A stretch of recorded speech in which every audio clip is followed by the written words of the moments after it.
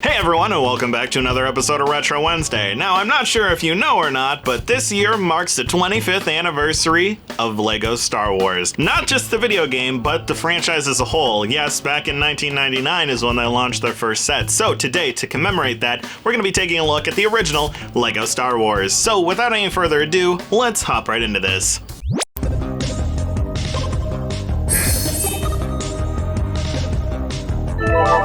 Alright, LEGO Star Wars. Now, the funny thing about this is when this game came out in 2005, 4? I believe it's 2005. They only covered the original, or not the original trilogy, but the prequel trilogy, and not, you know, episodes 4, 5, and 6. So this game is just episodes 1, 2, and 3. Then you have the original trilogy, which is 4, 5, and 6. And then you have the complete saga, which is all 6. Now, I can definitely say that growing up as a kid, I played a lot of the complete saga on my Nintendo DS, and that was good fun. I think I also had LEGO Star Wars 2. I don't know. I wasn't much for the prequels growing up, so I don't think I actually own this game, but I did play the levels, you know, in the complete saga, and was probably pretty confused because I don't think I watched these movies. This was the first LEGO game, or basically the first LEGO game that was ever produced that really kind of picked up and followed the you know, traditional LEGO game style, being the collecting the studs, getting the characters, you know, doing your levels. This game like spun off the whole LEGO series of like LEGO Batman, LEGO The Hobbit, or Lord of the Rings. I think there is a LEGO Hobbit, but yeah, Lord of the Rings, whatever else is in there, DC superheroes, all of that was a spawn from this original 2005 game, and now we're starting off with some hostile negotiations. Now, unfortunately, during this video, I will have the music disabled, and that's just because, you know, I don't need Lucasfilm coming after us with a hot copyright strike, because this game, much like basically every Star Wars game in existence, loves to blare the Star Wars theme song, and that is very much a big no-no here on YouTube. Okay, but let's go ahead and we'll take out these battle droids and then take a look at what we can build here. Yeah, I don't know. I think the LEGO games are definitely one of those things where, like, sure, the gameplay and like the combat aren't the most complicated, but if you're a fan of collectathons, they're pretty good in like satiating that sort of feeling. Like right here, we can see there's a droid locked door, meaning that, you know, if we don't find one during the level, we can come back and free play and then unlock that door, just like with this one over here. And maybe we can get mini kits. Maybe we can get, I think it's really just mini kits actually. I don't think there's anything else you can get in these levels other than mini kits. Oh look, there we go. That's our droid, I believe, that we get to pick up. But yeah, definitely a fan of the LEGO Star Wars. When we actually did the video on LEGO Star Wars 2, I believe it was, the Game Raider episode, I 100%ed that game just for that video, because I don't think I ever completed it fully in, you know, my original time playing it back when I was a kid. But going back to it now and like completing it 100%, it was actually a lot of fun. And I'm 25, so, you know, it's like, wow, okay. You know, if a 25-year-old can enjoy playing a LEGO game, then, you know, anyone of any age can enjoy playing a LEGO game. All right, let's go ahead and we'll open up these doors and we'll see what's in here, though, before we go along the intended path. So what do we have? We have a couple tubes. Okay. We can use the force on these blocks, and oh, I didn't mean to push the pit droid, but oh well. Oh, okay, so there totally is a mini kit up there. All right, so if we go like this and like that, oh, there's a force field. Okay, interesting. So somehow we need to disable the force field, and then we can get access to the mini kit. Is that just by, do we break these? See, now that's the other thing about the LEGO games, is that they do implement, you know, albeit they're not like the most in-depth puzzles, there is light puzzle solving in here. So I guess we'll have to come back to this room, because I'm not sure how we can get the force field down without that. Where is our droid? What the heck? Seriously, where did the droid go?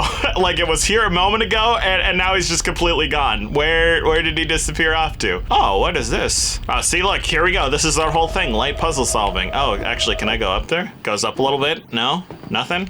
Okay, if I fix that one, what does that do? I wonder if this is what lowers the force field, because this kind of looks like a generator or something? Or does this just give just gives us studs? Oh, he went back here. Oh my gosh. Okay, so it's super scripted that once you go off the guy, he goes back to the door where you need him. I see how it is. But I would definitely suggest that if you never tried a Lego Star Wars game, you know, like one of these earlier ones, not the Skywalker Saga or whatnot, you definitely go back and give it a try. Like, they're simple. Like, they're very much are a kid's game, but they're a lot of fun to go back to, at least in my opinion. Oh, okay, there's a force field in here too, so maybe taking this one down, it ends up, you know, kind of doing the other one as well. Yeah, but in terms of like replayability of these games, there's a whole bunch of stuff you can go for. Like that little yellow stud counter, if you're not familiar, if you get a certain amount of studs in the level, you'll complete it, or you'll fill it out and you'll get True Jedi. In this game, I don't know if it ends up giving you a golden brick as a reward. At least in Lego Star Wars 2 it does. And then, you know, there's the 10 mini kits, which will build mini models that you can look at the what do you call it, like at the cantina. And it also looks like that did not lower the what's it called, the shielding in this area, so we're gonna go ahead and we'll just progress. But yeah, you get the mini kits that you can look at the cantina.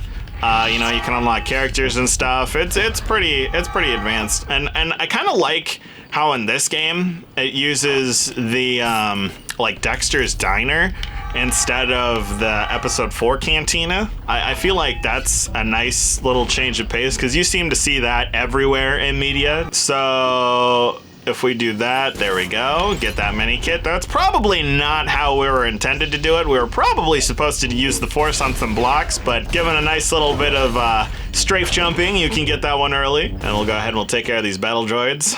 Oh, we ended up getting True Jedi, so that's good. I don't think we can do anything with this platform up here yet. I think that requires a different character, maybe a bounty hunter, but we can go ahead and we can mop up some studs. Got some blue studs down here, and the studs aren't just for like filling out, you know, the True Jedi counter. Back at Dexter's Diner, you can also use it to unlock characters to play as in free play mode. That's kind of why you want to focus on getting as many studs as you can in the level, even though there's only like, you know, probably 26,000 were required to hit True Jedi. There's well over that in the thing, and we can use every one of those credits to get ourselves some luscious characters, maybe like Darth Maul, or I don't know who else would be in there. I think they have some of the original trilogy characters in here too, if I'm remembering correctly. It's been a while. I think I briefly looked at this game when we covered it for the Lego Star Wars 2 review, but I don't think I spent more time in there than just like looking at the first level or so. I can't actually remember, if I'm being honest. That video was so old. All right, there we go. Take care of this droid. Goodbye. And we'll use the force on this platform so we can go ahead and end ourselves the level. Can you actually do the force blocking? Oh, you can.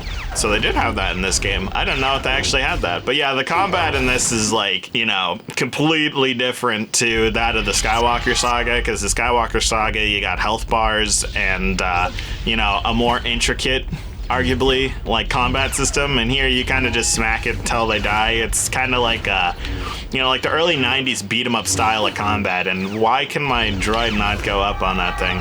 Come on, Obi-Wan. There we go. But yeah, it's more like the beat 'em up style of gameplay where you punch it until they get defeated.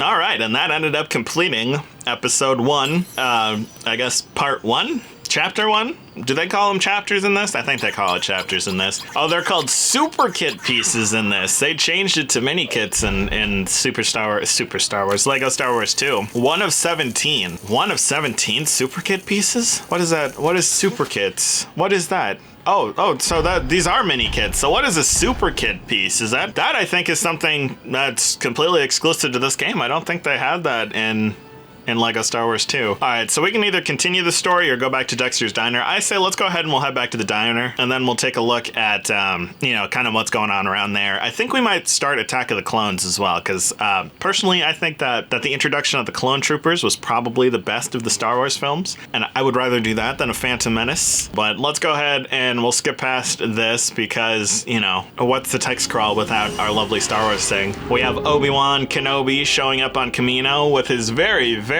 weird looking textured beard.